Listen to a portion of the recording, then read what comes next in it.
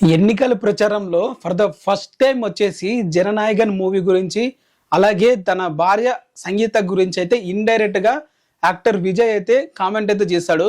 తన ప్రచారంలో జననాయకన్ మూవీ గురించి కుట్రపూరితంగానే నా మూవీని ఆపేశారు, ఎప్పుడు లేని కొత్తగా షరతులన్నీ నా మూవీ వచ్చేసరికే పెట్టారు, మరి అది ఎవరు చేశారు మీరు అందరికీ తెలుసు కదా అని చెప్పైతే అన్నాడు.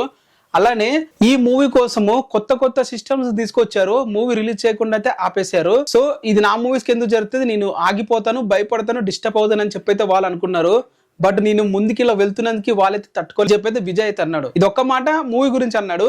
సెకండ్ వచ్చేసి ఇంకో మాట తన భార్య గురించి అయితే సంగీత గురించి అయితే అన్నాడు. ఇండైరెక్ట్ గా అన్నాడు, తన పేరు మెన్షన్ చేయలే. కొన్ని ఇయర్స్ గా నాతో పాటు ఉన్న వాళ్ళు కూడా జస్ట్ ఎలక్షన్ 30 days ఉందన్నగానే నా మీద అయితే విష ప్రచారాలు చేయడం మొదలు పెట్టారు అని చెప్పైతే అన్నాడు. తిని ఎవరు ఉద్దేశించి అన్నాడు, తన వైఫ్ తన భార్య తన సంగీత గురించి ఉద్దేశించి అన్నాడు అని చెప్పి అంటున్నారు. ఇంకొంతమంది తన మేనేజర్ కూడా తనను మోసం చేసి ఇప్పుడు అన్యాయంగా కామెంట్ అయితే చేస్తున్నాడు వ్యతిరేకంగా అని చెప్పి కూడా కొంతమంది కామెంట్ అయితే చేస్తున్నారు. సో ఇది రాజకీయాల్లో ఒకవేళ వస్తే మన అనుకున్న వాళ్ళ నుంచే ఫస్ట్ ఎదుర్కోవాల్సింది ఇది. అటుపక్క ఎవరైతే విజయకాంత్ సన్ను కూడా విజయ్ మా దగ్గర నుంచి ఎటువంటి పర్మిషన్ తీసుకోలే, మా సపోర్ట్ అంటే మా దగ్గర నుంచి ఎటువంటి అడగలేదు, విజయ్ ఒక షెల్ఫిష్ అని చెప్పి తన కూడా కామెంట్ అయితే చేస్తున్నాడు.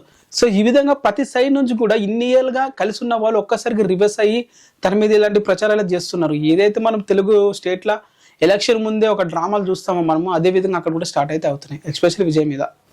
ఇలాంటి ఇంట్రెస్టింగ్ వీడియోస్ వస్తూనే ఉంటాయి. సో మీరు ప్రతి ఒక్క వీడియో డైలీ అయితే ఒకటి వస్తే వస్తుంది.